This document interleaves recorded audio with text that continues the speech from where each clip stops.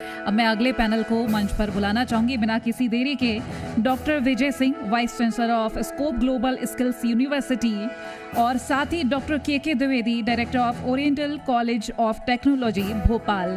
दोनों ही मेहमान हमारे साथ मंच पर मौजूद हैं, उनसे चर्चा करेंगे। लेकिन इससे पहले आप लोगों की तालियां भी होनी चाहिए, क्योंकि शिक्षा के क्षेत्र में हम बातचीत कर रहे हैं। जी मध्य प्रदेश छत्तीसगढ़ की खास पेशकश के जरिए, इस मंच के जरिए आपको बता रहे हैं मध्य प्रदेश में क्या क्या और नवाचार हो रहे हैं, होने जा रहे हैं और हो चुके हैं। Divyansh, over to you. कुछ और नए विचार, कुछ और मार्गदर्शन। आइए मिलते हैं नए मेहमानों से। डॉक्टर विजय सिंह हमारे साथ जुड़े हुए हैं। डॉक्टर विजय सिंह, स्वागत है आपका। मेरा जो सवाल है वो छात्रों को मिलने वाली इंफॉर्मेशन से कंसर्न है। आपके यहाँ पर कौन कौन से कोर्सेज संचालित किए जा रहे हैं, क्योंकि ये इंपॉर्टेंट इंफॉर्मेशन लोगों तक पहुँचेंगी तो एडमिशन प्रोसेस के दौरान उन्हें और समझने में आसानी होगी। Please sir. मैं सबसे पहले तो धन्यवाद देता हूँ आपको कि आपने मुझे आमंत्रित किया यहाँ पे और छात्रों को संबोधित करने का मौका दिया आपने। स्कोप ग्लोबल स्किल्स यूनिवर्सिटी में स्किल्स है, तो हम लोग एक डिफरेंट यूनिवर्सिटी है हमारी, और जो कन्वेंशनल यूनिवर्सिटी थोड़ा सा डिफरेंट है, और इसमें हम लोग स्किल्स पे फोकस करते हैं पूरी तरीके से। इसमें जितने भी कोर्सेज हमारे यहाँ हैं वो सब लगभग एक इंडस्ट्री एंकर पार्टनर के साथ मिल के हम लोग चलाते हैं। तो ये कोर्सेज जो हैं वो बाय द इंडस्ट्री है, फॉर द स्टूडेंट है। इसमें जो एडमिशन प्रोसेस है उसमें भी इंडस्ट्री शामिल होता है, उसमें स्काउटिंग प्रोसेस में भी शामिल होते हैं कि किस बच्चे को कौन सा एरिया में उसको एडमिशन लेना चाहिए, और उसके बाद उनके ट्रेनर्स पूरे समय हमारे साथ कैंपस में रहते हैं। उनके जो लेटेस्ट इक्विपमेंट्स हैं या मशीनरीज हैं या लैब्स हैं उसको भी हमारे यहाँ कैंपस में इंस्टॉल करते हैं। तो ये एक तरह का डिफरेंट तरीका है पढ़ाने का, जिसमें कि इंडस्ट्री का इंटीग्रेशन हम लोग अपने कोर्सेज में हम लोगों ने किया है। लगभग ऐसे 22 इंडस्ट्री पार्टनर्स कैंपस में हैं, उनके COEs सेंटर ऑफ एक्सीलेंस हमारे कैंपस में हैं, उनके सारे ट्रेनर्स हमारे यहाँ बीच में रहते हैं। जिन जिन कोर्सेज में अगर मैं नाम लेना चाहूँ तो इसमें बड़े पार्टनर्स हैं, जैसे रिलायंस इंडस्ट्रीज़ है, गूगल है, IBM है, MCED है, इसके अलावा और भी लगभग L&T है। इसके अलावा बहुत 22 कंपनीज़ मैंने जैसे आपको बताया, 22 इंडस्ट्रीज़ हमारे साथ हैं। कम्युनिकेशन, जहाँ तक बच्चों के एडमिशन प्रोसेस की बात है, वो ऑब्वियसली इस समय जो जेनजी की बात हम लोग बहुत लगातार करते हैं, और जेनजी जहाँ जाता है, जहाँ से इंफॉर्मेशन कलेक्ट करता है, उस पर हम लोग बहुत ज़्यादा प्रेजेंट हैं। हम लोग कोशिश करते हैं कि वहाँ रहें। सारा सोशल मीडिया प्लेटफॉर्म से उनके पास जानकारी होती है, बाइट्स के माध्यम से होते हैं, इन्फॉर्मेटिव वीडियोज़ के माध्यम से होते हैं, कुछ टेस्टिमोनियल्स के माध्यम से होते हैं, वेबसाइट्स पे इंफॉर्मेशन होती है, और फिर बीच बीच में हम लोग कुछ इवेंट्स ऐसे करते हैं जिसमें कि इंडस्ट्री के लोग हम अपने यहाँ इनवाइट करते हैं। एक गैदरिंग होती है, एक तरह का ग्रुप होता है, और उसमें हम इंडस्ट्री पार्टनर्स को भी बुलाते हैं ताकि वो बेहतर तरीके से गाइड कर पाएँ बच्चों को। क्योंकि कोशिश ये होती है कि बच्चा हमारे पास जब आए तो कुछ इनिशियल उसके पास जानकारी हो, लेकिन बहुत कंफ्यूज्ड आता है बच्चा। अगर मान लो उसको एविएशन इंडस्ट्री में जाना है और कुछ और सोच के आ रहा है, तो उसको एविएशन वाला ही समझा पाएगा कि आपकी क्वालिटी है कि नहीं एविएशन में जाने की। तो ऐसे करके हम लोग ने एक अभी रिसेंटली एक प्लान किया है। हम लोग 29-30 तारीख को एक इवेंट कर रहे हैं जिसमें 22 कंपनी के रिप्रेजेंटेटिव्स होंगे, और बच्चों को इनवाइट कर रहे हैं वहाँ पे कि वो आएँ और अपनी क्वेरीज रखें सामने। आपका इंटरेस्ट पैटर्न समझ में आए कि कौन से एरिया में जाना है। 12th के बाद आप कहाँ जाएंगे डोंट नो, मतलब कई तो होते हैं बहुत फोकस कि मुझे इंजीनियरिंग करनी है, मुझे MBBS करना वगैरह, लेकिन बहुत सारे एरियाज़ अभी खुले हैं जिसमें कि हम लोग उनको इन्फॉर्मेशन दे पा रहे हैं। तो ऐसे कई तरीके हैं जिससे कि हम लोग स्टूडेंट्स तक पहुँचते हैं और उनको इन्वाइट करते हैं अपने कोर्सेज़ में, और एक बेहतर फ्यूचर सेलेक्ट कर पाएँ उसके लिए इंडस्ट्री के लोग उसको गाइड करते हैं। डॉक्टर के द्विवेदी जी, बहुत स्वागत है इस मंच पर आपका। मेरा सवाल आपसे रहेगा, ओरिएंटल यूनिवर्सिटी सेंट्रल इंडिया की लीडिंग यूनिवर्सिटीज़ में मानी जाती है। आपकी यूनिक स्ट्रेंथ, स्पेशल प्रोग्राम्स के बारे में जानेंगे जो बाकी की यूनिवर्सिटी से इस यूनिवर्सिटी को डिफरेंट बनाता है। Thank you ma'am. सबसे पहले तो मैं जी मीडिया MP छत्तीसगढ़ का बहुत बहुत धन्यवाद देना चाहता हूँ, जिन्होंने मुझे इस प्लेटफॉर्म पे आमंत्रित किया और मुझे अपने विचार साझा करने का ये अवसर प्रदान किया। Oriental university Indore central India के सबसे प्रतिष्ठित largest professional group oriental group of institutions द्वारा स्थापित किया गया है। ओरिएंटल ग्रुप ऑफ इंस्टीट्यूशंस की स्थापना 31 ईयर्स पहले 1995 में visionary dynamic founder chairman doctor KL Thakral ji के माध्यम से हुआ था, जिन्होंने आगे चल करके इंदौर कैंपस हमारा oriental group of institution Bhopal 2 engineering colleges के साथ इस्टेब्लिश हुआ था। 2011 में ओरिएंटल यूनिवर्सिटी इंदौर की स्थापना हुई। मुझे ये बताते हुए बहुत हर्ष हो रहा है कि हमारा ओरिएंटल यूनिवर्सिटी इंदौर मध्य प्रदेश के प्रथम फर्स्ट प्राइवेट यूनिवर्सिटी में से एक है। ओरिएंटल यूनिवर्सिटी इंदौर का विज़न बिल्कुल क्लियर है। ये एक एजुकेशनल इंस्टीट्यूट नहीं है, बल्कि ये एक research value based industry connected private university है, जहाँ पे हम इंजीनियरिंग कोर्सेज के साथ साथ फार्मेसी, एग्रीकल्चर, एजुकेशन और लॉ की एजुकेशन UG एंड PG की प्रोग्राम्स चलाते हैं। इंजीनियरिंग में हमारा PhD प्रोग्राम्स भी है। बेसिक साइंसेस में भी हमारे PhD प्रोग्राम्स हैं, जो कि मध्य प्रदेश और अदर स्टेट्स के जो रिसर्च स्कॉलर्स हैं वो आकर के वहाँ पे रिसर्च एक्टिविटीज़ में पार्टिसिपेट करते हैं और बहुत ही अच्छी तरीके से भारतवर्ष में जो रिसर्च इनोवेशन का काम हो रहा है उसमें कंट्रीब्यूट करते हैं। तो ये हमारी यूनिक स्ट्रेंथ है। नहीं, वाकई में आपने कितने सिंपल वर्ड्स में एक स्ट्रॉन्ग मैसेज दिया है। डॉक्टर विजय, कुछ और इन्फॉर्मेशन आपसे गैदर करते हैं जो जानकारी हमें मिली है। ये हमने सुना है ऑनलाइन एजुकेशन पोर्टल भी आपने इस पर चलाते हैं, आप इस पर कई इन्फॉर्मेशन प्रोवाइड करते हैं ताकि जो लोग जुड़ना चाहते हैं, बच्चे जुड़ना चाहते हैं, उन्हें सटीक जानकारी मिल सके। प्लीज़ स्पेसिफाई दिस ऑल्सो, ये पोर्टल किस तरह से काम कर रहा है, और सपोज इस पोर्टल से मैं जुड़ा एज ए स्टूडेंट, मुझे क्या क्या इन्फॉर्मेशन मिलेगी? एक आईसेक्ट लर्न पोर्टल हम लोग ने डेवलप किया जो लर्निंग मैनेजमेंट सिस्टम है, और इसमें एंड टू एंड सॉल्यूशन इसमें है अवेलेबल। अगर कोई स्टूडेंट चाहता है कि मैं ऑनलाइन कुछ पढ़ाई कर पाऊँ, खासकर सर्टिफिकेट कोर्सेज़ हैं जो इस समय बहुत डिमांड में है, कि शॉर्ट टर्म कैप्सूल कोर्स करने हैं किसी को और उसके कारण उसकी एम्प्लॉयबिलिटी बढ़ती है, तो उसके लिए वो प्लेटफॉर्म बहुत सटीक है। उसमें मतलब सैकड़ों की संख्या में कोर्सेज डिज़ाइन किए हुए हैं, उसमें सारे कंटेंट अवेलेबल है, वो PDF कंटेंट्स भी हैं, ऑनलाइन कंटेंट हैं, वीडियो कंटेंट हैं, इवन कुछ डाउट क्लियरिंग सेशंस भी हम लोग चलाते हैं। सपोज़ एक बच्चा आता है जिसको मान लीजिए पाइथन करना है, आजकल बहुत डिमांड में है कि भाई IT में, या फिर ChatGPT समझना या AI के कोर्सेज कुछ करने हैं, तो जब वो आता है तो उसको रजिस्ट्रेशन प्रोसेस एक है। उस रजिस्ट्रेशन प्रोसेस को करने के बाद वो अपने इंटरेस्ट का सब्जेक्ट सेलेक्ट कर ले, और सेलेक्ट करने के बाद उसको पूरा का पूरा PDF कंटेंट या ऑनलाइन कंटेंट या वीडियो कंटेंट के माध्यम से वो सारी जानकारी उस पर मिलती है। जब कंप्लीट कर लेता है कोर्स तो उसके बाद उसको एक सर्टिफिकेशन भी होता है। सेकंड, जो हमारे पास कोर्सेज हैं पूरे, जो full time courses, regular courses campus में चलते हैं, उसमें भी पोस्ट कोविड UGC ने कहा कि आप हाइब्रिड मोड में कोर्सेज चला सकते हैं। तो वो स्वयं एक पोर्टल है, उसके माध्यम से भी बहुत सारे कोर्सेज होते हैं, लेकिन हमने अपना पोर्टल भी डेवलप किया जो आईसेक्ट लर्न मैंने आपको बताया, उसके माध्यम से भी कोर्सेज किए जा सकते हैं। और वो नॉर्मल जो हमारे UG PG प्रोग्राम्स हैं उसके भी कई मॉड्यूल्स उसमें अवेलेबल हैं। तीसरा, एक बहुत इंपॉर्टेंट है इस समय, ग्लोबल सर्टिफिकेशन की बात हो, जिसमें कि बहुत सारी कंपनीज ग्लोबल सर्टिफिकेशन प्रोवाइड करती हैं, और वो सर्टिफिकेशन इतना इम्पॉर्टेंट है कि अगर साल दर साल बच्चा अगर करता है तो उसका एम्प्लॉयबिलिटी बढ़ जाता है। मतलब उसके लिए बहुत क्वेश्चन आंसर्स लास्ट मोमेंट पे, आखिरी में बहुत कम होते हैं। हमारे यहाँ लगभग ऐसे 122 ग्लोबल सर्टिफिकेशन कोर्सेज हैं, लगभग 23 ऐसी कंपनीज हैं जो ग्लोबल सर्टिफाई करती हैं, जिसको सेंटर ऑफ फ्यूचर स्किल्स के अंतर्गत हम लोग चलाते हैं।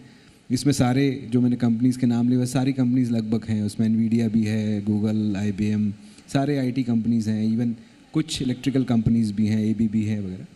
तो इन सब के ग्लोबल सर्टिफिकेशन भी उसके माध्यम से लोग ऑफ़र करते हैं, और हमने इस तरह से काम किया है कि हमारे रेगुलर कोर्सेज़ में इनको इंडक्ट किया है। ये लगभग 120 घंटे के प्रोग्राम्स होते हैं, और 120 घंटे के प्रोग्राम करने के बाद एक ग्लोबल सर्टिफिकेशन उनको प्राप्त होता है, जो कि वो कंपनी ही टेस्ट करती है, वो कंपनी ही पढ़ाती है उन बच्चों को।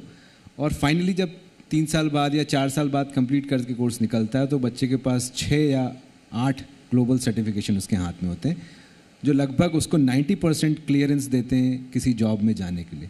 तो जो आईसेक्ट लर्न पोर्टल है वो बहुत इंपॉर्टेंट रोल प्ले करता है हमारे यहाँ, और ये सभी के लिए ओपन है, not only for regular students but also for other students who are coming for this short term programmes या फिर लॉन्ग टर्म प्रोग्राम्स के लिए। बिल्कुल।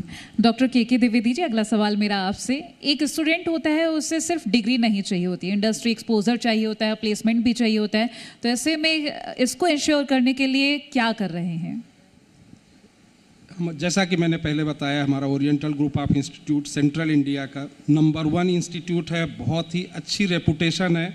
तो हमारे पास डाइवर्सिफाइड फील्ड के स्टूडेंट्स अदर स्टेट से हमारी यूनिवर्सिटी में एडमिशन लेने के लिए डिफरेंट डोमेन्स में आते हैं।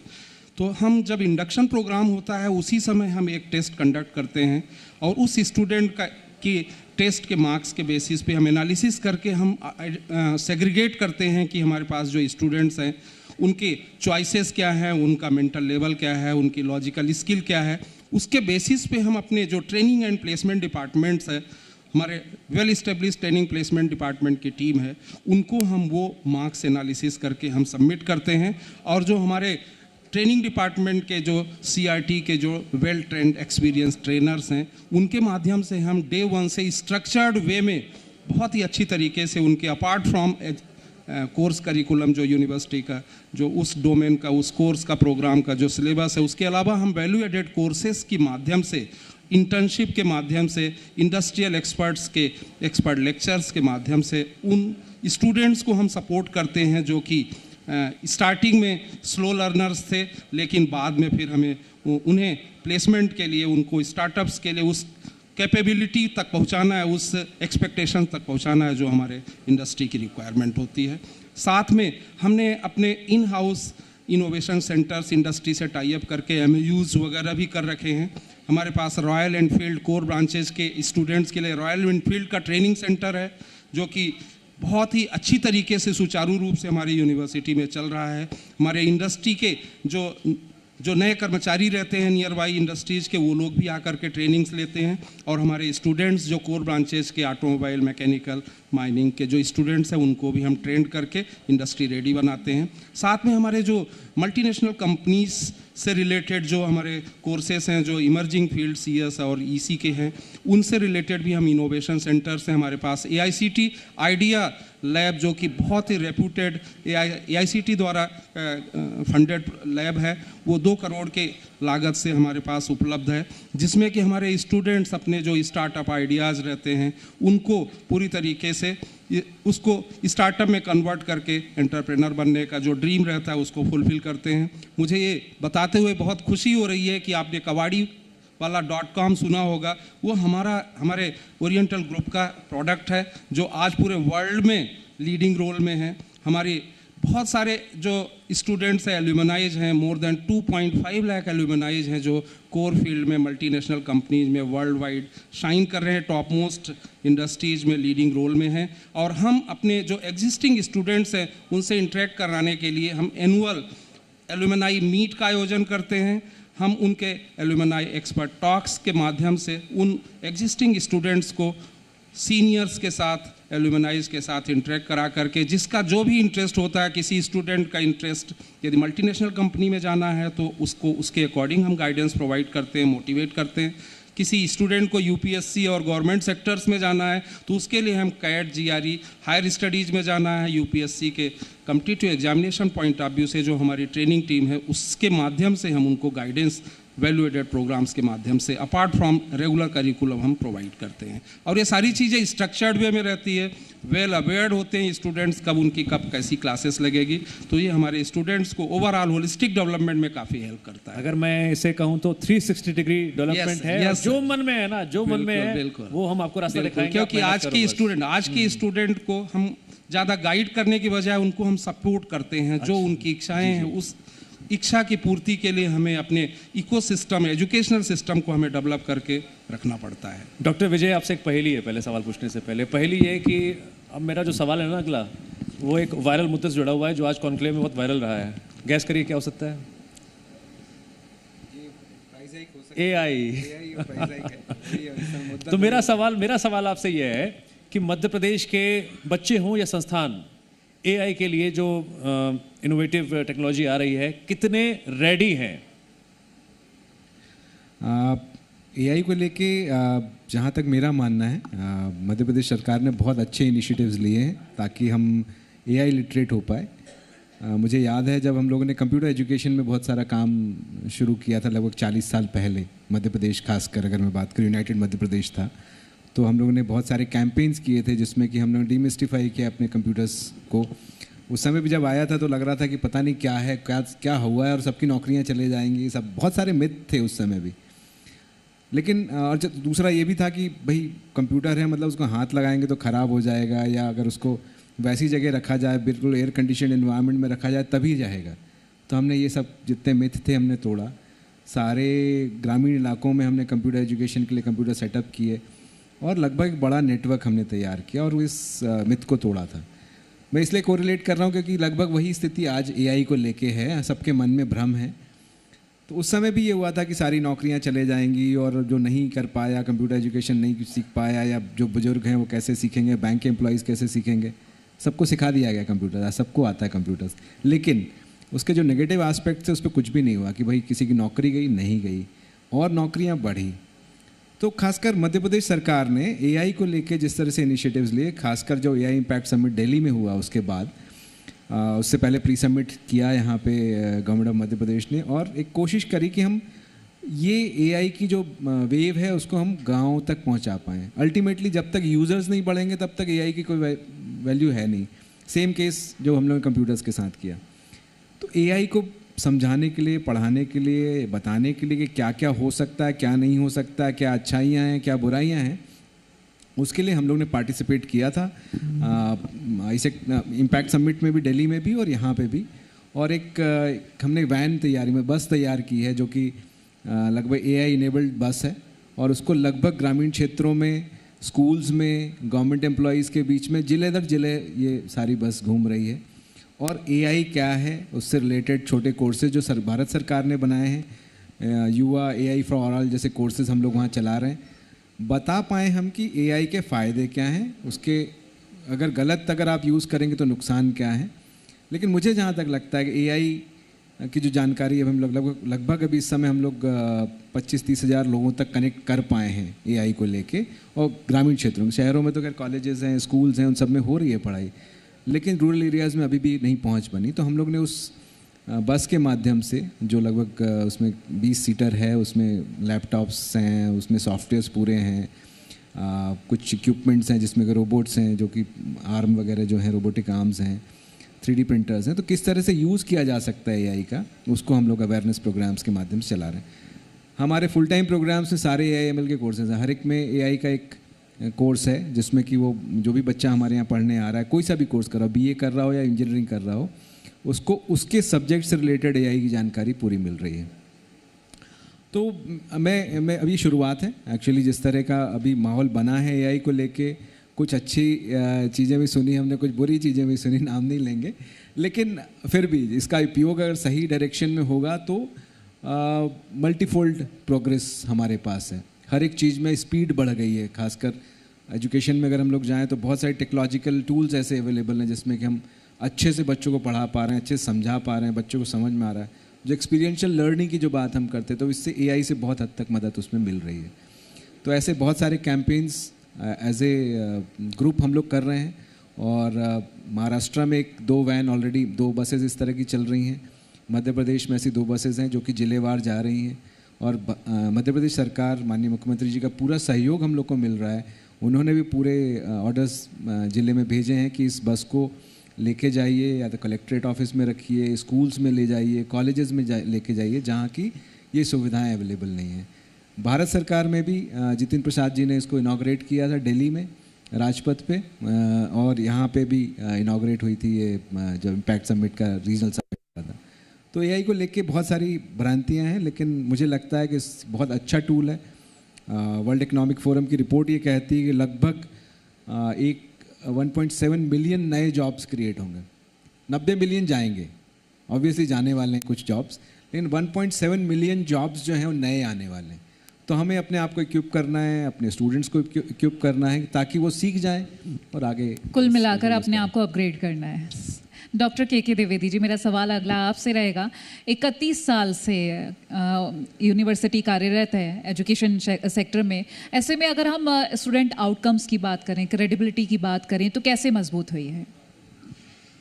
देखिए, जैसा कि आपने बताया कि हमारा इंस्टीट्यूट, हमारा जो oriental university, oriental group of institutions के अंतर्गत चल रहा है, वो 31 ईयर्स की स्ट्रॉन्ग एजुकेशनल लेगेसी को कंटिन्यू कर रहा है।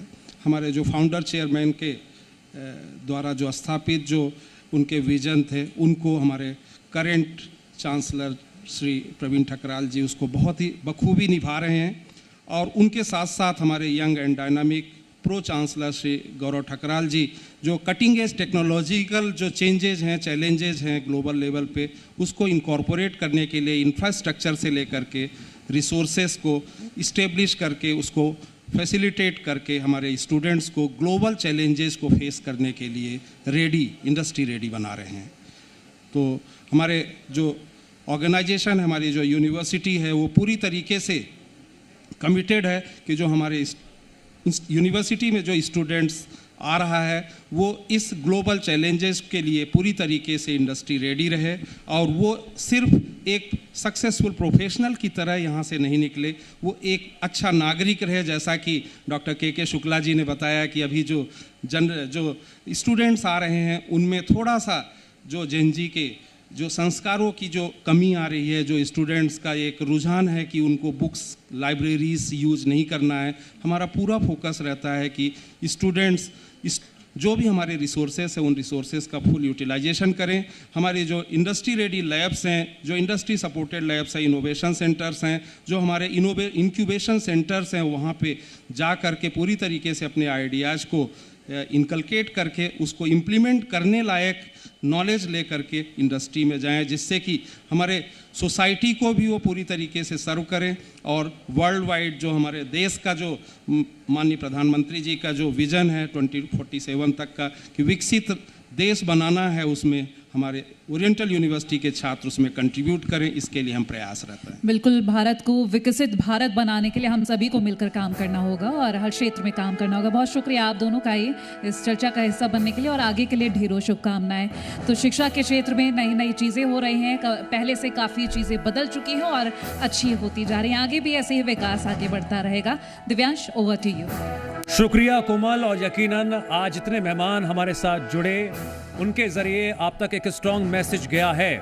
Work hard, just move away, और जो इनोवेटिव आइडियाज आ रहे हैं उन्हें इंप्लीमेंट कीजिए। आप अपनी ही जिंदगी नहीं बल्कि कई लोगों की जिंदगी बदलने का मादा रखते हैं।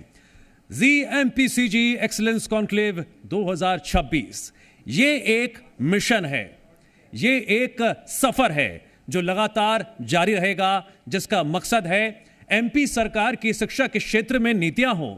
स्कूली शिक्षा से लेकर उच्च अगर हम शिक्षा की बात करते हैं, वहां पर क्या प्रभावी कदम उठाए जा रहे हैं, हर जानकारी आप तक पहुंचाना, यही हमारा मकसद है। और मध्य प्रदेश वासियों, बनाए रखिए अपना साथ और प्यार। आप सभी का बहुत बहुत आभार। देखते रहिए जी मध्य प्रदेश छत्तीसगढ़।